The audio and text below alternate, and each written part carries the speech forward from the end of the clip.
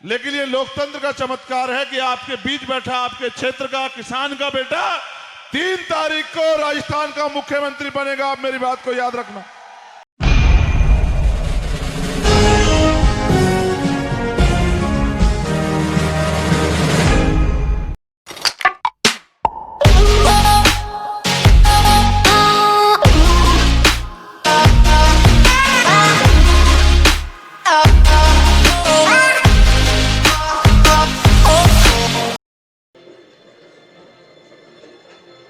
कब से बैठे हो?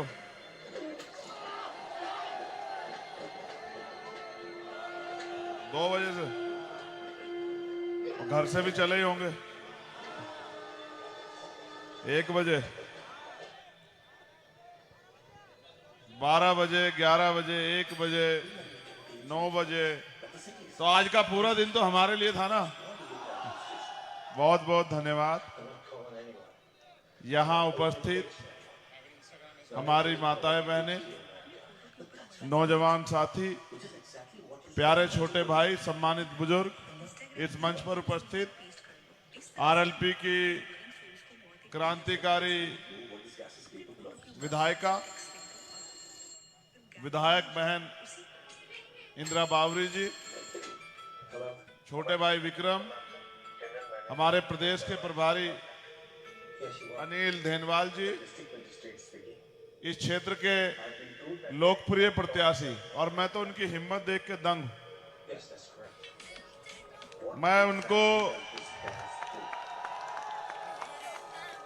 मैं उनको वीडियो ट्वीट के माध्यम से उनके जनसंपर्क को देखता रहता हूं लंबे समय से, क्योंकि आरएलपी के जो आईटी सेल के लोग हैं वो बहुत अच्छा काम करते हैं। हर एक सभा मीटिंग की वो वीडियो डालते रहते हैं। तो मैं तो खुद सोच रहा था कि यार उनके यहाँ जरूर चलूंगा, जो इस एज में भी और तमाम तरह की बीमारियों से लड़ते हुए भी और हौसला करके क्षेत्र की सेवा करने की हिम्मत लेके बैठे। यहाँ के लोकप्रिय प्रत्याशी लच्छाराम भड़ाना जी और राजस्थान के भावी मुख्यमंत्री, वर्तमान में नागौर के सांसद भाई हनुमान बेनीवाल जी। प्यारे साथियों, एक सार्थक प्रयास।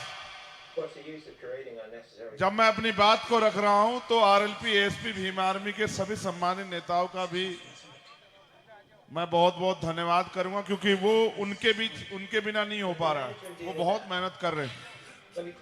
हम एक सार्थक प्रयास कर रहे हैं राजस्थान में परिवर्तन का। परिवर्तन कैसा? जब राजतंत्र था तो लोग मजबूर थे, लोगों को जो राजा महाराजा होते थे उनके हिसाब से चलना पड़ता था। लेकिन जब राजतंत्र खत्म हुआ और वोट की ताकत आई, लोकतंत्र आया, तो राजा महाराजा कमजोर पड़ गए, जनता ताकतवर हो गई। और जिनकी वजह से इस देश को संविधान मिला, डॉक्टर बाबा साहब अंबेडकर, वो और उनके साथ इस किसान, नौजवान, कमजोर, दलित, पिछड़े, उपेक्षित, धार्मिक अल्पसंख्यक समाज को हक अधिकार दिलाने के लिए लड़ रहे सर छोटू राम,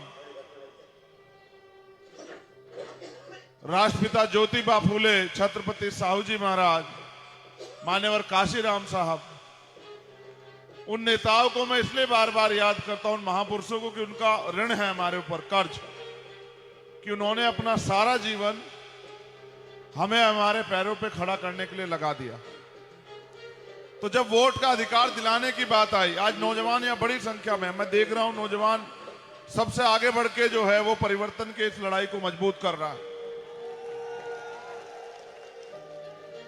तो जब वोट के लिए बाबा साहब कॉन्स्टिट्यूशन असेंबली में बात रख रहे थे, तो जो लोग उस समय रूल कर रहे थे वो कह रहे थे कि नहीं, वोट का अधिकार सबको नहीं मिलना चाहिए। वोट का अधिकार मिले उनको जो लगान देते हैं, उनको मिले जो बहुत पढ़े लिखे हैं, उनको मिले जो बहुत धन्ना सेठ है, उनको मिले जिनकी बड़ी बड़ी फैक्ट्रियां हैं, उनको मिले जिनके बड़े बड़े कोठी बंगले हैं। बाबा साहब इस बात से सहमत नहीं थे। उन्होंने कहा अगर चंद लोग फैसला करेंगे तो लोकतंत्र कैसे?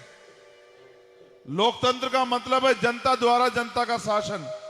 जनता जिसे तय करेगी, चाहे किसान का बेटा हो, गरीब का बेटा हो, कमजोर का बेटा हो, गांव में रहने वाला हो, कस्बे में रहने वाला हो, शहर में रहने वाला हो, झोपड़ी में रहने वाला हो, छोटे से घर में रहना, जिसे जनता वोट देगी वो ताकतवर हो जाएगा। ये लोकतंत्र है। और बाबा साहब कामयाब पेपर लीक कर रहे हैं। बजरी माफिया, कोई घोड़ी पे बैठ रहे पे हत्या कर रहा है, कोई मूछे रखने पे हत्या कर रहा है, कोई मटकी छूने पे हत्या कर रहा है। जातिवाद, भेदभाव, राजस्थान तो इतने सामंतवाद में चल रहा है जिसको सोच के भय लगता है। एनसीआरबी का डाटा कहता है कि यहां महिलाएं सुरक्षित नहीं है, और मुख्यमंत्री ये भाषण देते हैं कि यहां की महिलाएं तो अपने आप ही झूठे आरोप लगा देती हैं। ये सब चीजें लोकतंत्र में आक्रोश पैदा करती है।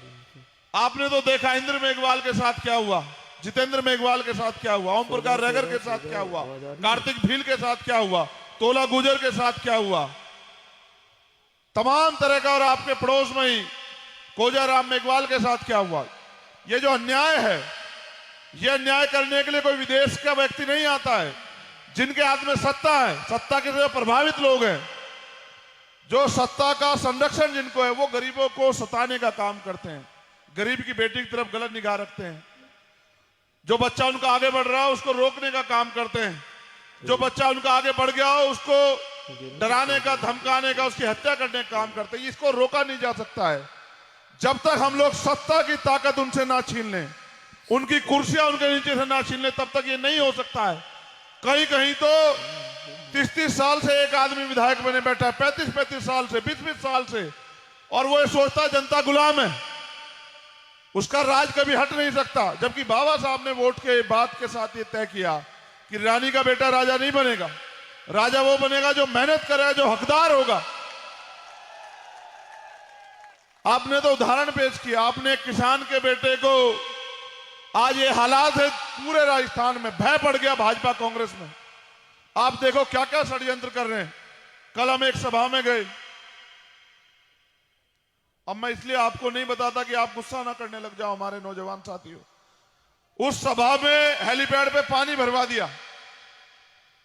आप सोचो कोई बड़ा हादसा घट सकता था। हम तो संकल्पित हैं कि जब हमने कहीं तय कर लिया हम जाएंगे, चाहे बाई रोड जाएं, कैसे जाएं, कुछ हो जाए चाहे, लेकिन जब हम वहां गए तो उसमें पानी भरवा दिया। हमारा हेलीकॉप्टर डिसबैलेंस हो सकता था, हमारी जान पे आफत आ सकती थी, लेकिन कोई परवाह नहीं सत्ता में बैठे लोगों को।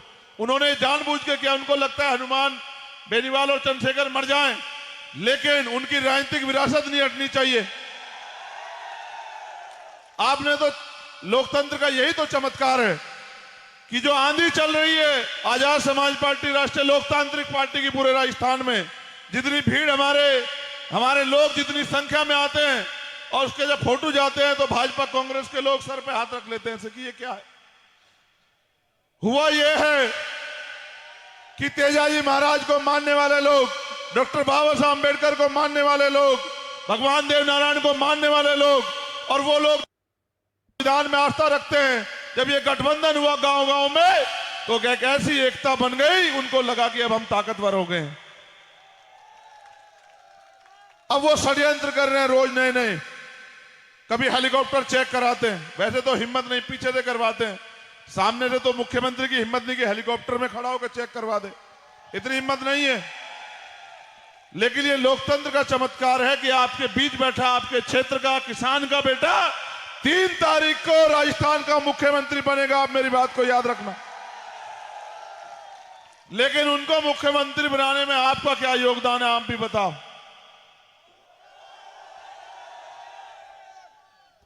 परबतसर के लोगों, विधायक जीतेंगे, जिसके ज्यादा विधायक होंगे वो मुख्यमंत्री बनेगा। और राजस्थान में मैं लिख के कहता हूं, ऐसा भी हो सकता है कि आरएलपी एसपी के विधायक भाजपा और कांग्रेस से भी 10 विधायक ज्यादा हों। ये बात आप मेरी याद रखना। लेकिन उनके विधायक तो पैसे के आधार पर जीतने का प्रयास करें कि गरीबों को पैसा बांटो, उनके स्वाभिमान सम्मान को खरीद लो। उनको लगता है गरीब बिकाऊ है, उनको लगता है जो 5 किलो राशन पे वोट दे देते हैं वो 1000-2000 रुपए वोट दे देंगे। लेकिन मैं समझता हूं लंबे समय से हनुमान बेनीवाल जी राजस्थान की सेवा कर रहे हैं और भीम आर्मी आजाद समाज पार्टी के माध्यम से हम भी राजस्थान में लड़ाइयां लड़ रहे हैं। जब हम अलग अलग होकर लड़ रहे थे तो भी हम ताकतवर थे, लेकिन अब तो हम दोनों भाई ने एकता बना ली, इकट्ठा हो गए हम तो। क्योंकि लड़ाई मान सम्मान की है, आपकी रखवाली की है, आपकी तरक्की की है। जो सरकार में बैठे हैं कुर्सी पे वो तय करेगा कि मुफ्त में या सस्ती पढ़ाई गरीब के बच्चों को मिलेगी या नहीं मिलेगी। पेट्रोल डीजल के दाम क्या होंगे, टोल। ये मुझे रास्ते में कह रहे कि हमारी पार्टी के वर्करों का, या आप ये भी कह दिया करो कि उनका काम है टोल खोल। तो मैंने कहा कि आपने तो नारा ही दे दिया कि टोलों को टोल मुक्त बनाना है राजस्थान को। जब नेताओं को, अधिकारी कर्मचारी टोल का पैसा ले तो गरीब जनता क्यों दे पैसा? तो टोल फ्री कराना राजस्थान को, आपने तो ये भी कह दिया। लेकिन ये सोचो, आज मेरे घर में सुख भी है और दुख भी है। जहां मैं पैदा हुआ जिस घर में, मेरी बड़ी बहन के देवर जो हैं, आज सुबह 3:30 बजे उनकी डेथ हो गई। वो 34 साल के थे, 2 साल का बच्चा उनके घर में। कल रात उनका मेरे पास फोन आया कि इनके लीवर में दिक्कत हो गई है और कुछ पैसों की जरूरत है और हम अपनी जमीन बेचना चाहते हैं, गिरवी रखना चाहते हैं, जो भी कुछ भी करके पैसे की जरूरत है। गरीब के पास क्या है इसके अलावा? उन्होंने मुझसे कहा कि कुछ पैसे का अरेंज हो जाएगा क्या? मैंने कहा मैं तो राजस्थान में हूं, मैं दिल्ली में होता तो अपने साथियों से कहता कुछ पैसा अरेंज करा दो। वो कह रहे वो दिल्ली लेके आ रहे हैं उसको। तो मैंने कहा क्या करोगे? कि कुछ जमीन है वो हमने तय कर ली किसी डीलर से कि भाई अब हमें पैसा दे दे तो उसको रख ले। जमीन आप समझते हो, किसान की मां होती है जमीन। अपनी जमीन 1 इंच नहीं छोड़ता किसान। लेकिन वो मुझसे कह रहे थे क्या करें इसके अलावा रास्ता नहीं, क्योंकि आप हॉस्पिटल जाओगे तो इतने बड़े बिल आते हैं। भारत में तो जिस नेचुरल हवाओं को हम लेते हैं, लेकिन बीमार होने पे ऑक्सीजन के रूप में जो आती है 7-8 हजार रुपए का डेली का बिल आता है उसका। यानी कि अगर आपके परिवार का कोई व्यक्ति बीमार हो जाए तो आपको अपना मकान, आपको अपनी जमीन बेच के उसका इलाज करा सकते हैं। इसके अलावा कोई रास्ता नहीं। इसलिए आपको सस्ता और सुलभ इलाज मिलेगा नहीं मिलेगा ये सरकार तय करेगी। आपको रोजगार मिलेगा नहीं मिलेगा ये सरकार तय करेगी। बहन बेटियां सुरक्षित रहेगी नहीं रहेगी सरकार तय करेगी। गरीबों को, भूमिहीनों को भूमि मिलेगी नहीं मिलेगी ये सरकार तय करेगी। 3 लाख करोड़ का जो बजट है राजस्थान का सालाना, उसका फायदा किसानों को, एमएसपी गारंटी, नौजवानों को तरक्की, लोन और आगे बढ़ने के लिए मिलेगा नहीं मिलेगा ये सरकार तय करेगी। अभी तो वो पैसा माफियाओं की जेब में जा रहा है।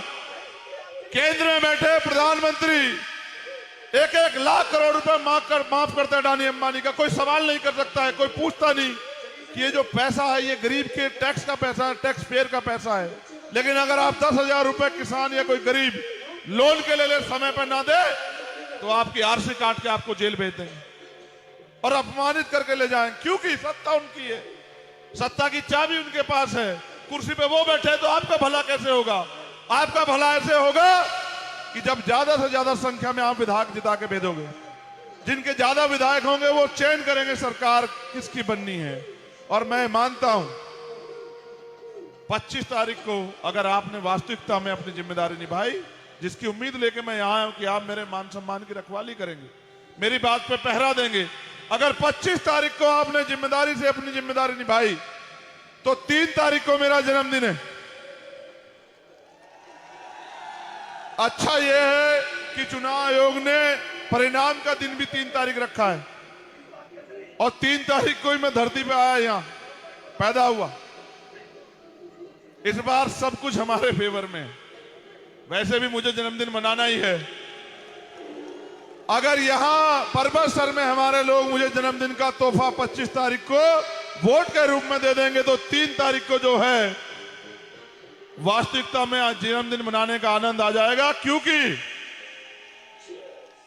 3 तारीख को त्रिशंकु विधानसभा बनेगी और लगभग 3 बजे एक पट्टी चल रही होगी कि जो चंद्रशेखर आजाद बार बार हर सभा में कह रहे थे कि इस बार राजस्थान का मुख्यमंत्री एक किसान का बेटा और हमारा भाई हनुमान बेनीवाल बनेगा।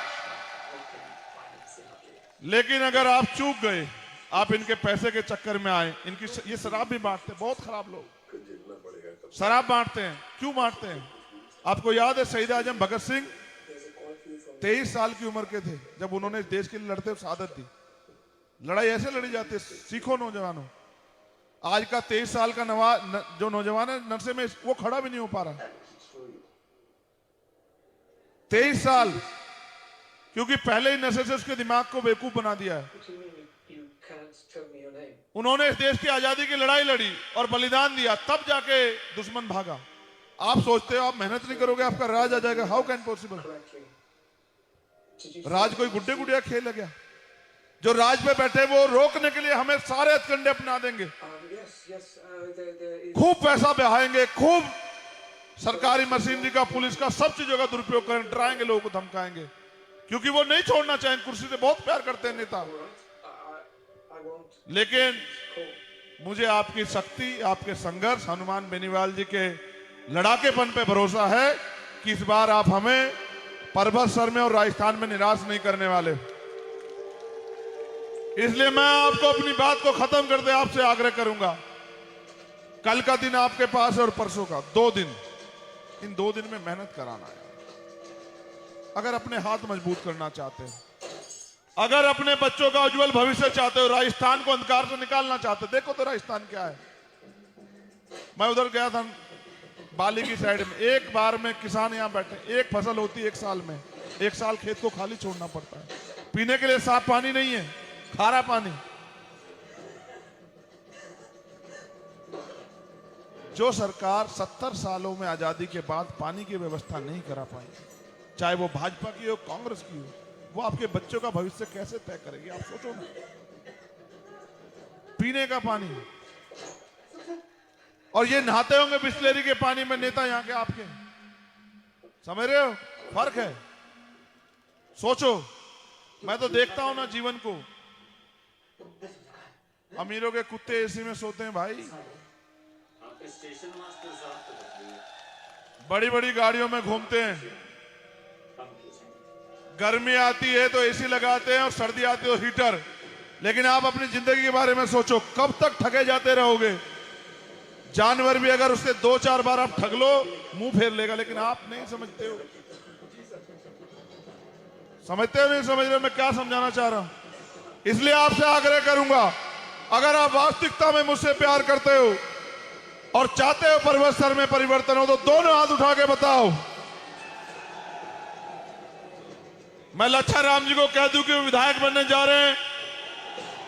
उनकी जो लंबी तपस्या 10 साल से ज्यादा की, इस बार जनता उनको आशीर्वाद देने जा रही है। मैं हनुमान बेनीवाल जी कहूं कि खाते में एक और क्रमांक जोड़ ले पर्वत सर से। बहुत बहुत धन्यवाद। जय भीम, जय भारत, जय जवान, जय जवान। आप सभी की जय। बहुत बहुत धन्यवाद। तो लीजिए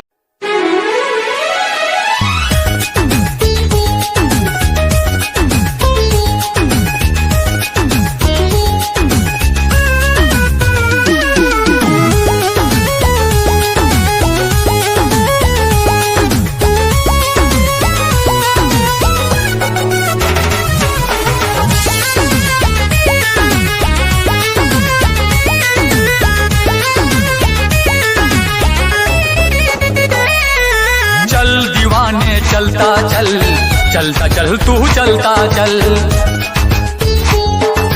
दुनिया के अन्याय से भीम दीवाने लड़ता चल। चल दीवाने चलता चल, चलता चल तू चलता चल। दुनिया के अन्याय से भीम दीवाने लड़ता चल। नागवंश का नायक है तू, द्रविड़ों का सरदार है। मौर्य वंश का है जुनून, तू भारत का रखवार है। तेरी भुजा में बसा हुआ है, तेरी भुजा में बसा हुआ है चंद्रगुप्त का बाहुबल। चल दीवाने चलता चल, चलता चल तू चलता चल। चल दीवाने चलता चल, चलता चल तू चलता चल। दुनिया के अन्याय से भीम दीवाने लड़ता चल।